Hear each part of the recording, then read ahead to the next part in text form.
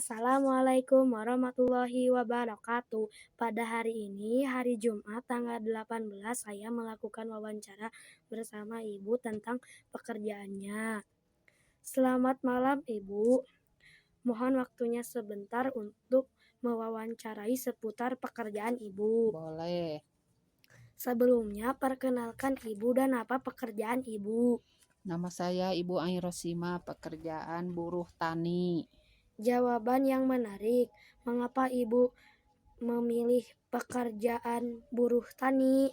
Karena tidak ada pilihan yang lain.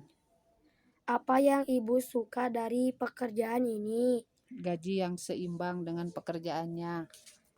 Apa ada tantangan yang Ibu hadapi tentang pekerjaan ini?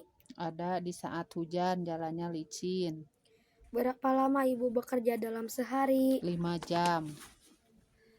Terima kasih Ibu, aku jadi lebih paham tentang pekerjaan Ibu. Aku bangga dengan Ibu yang bekerja keras.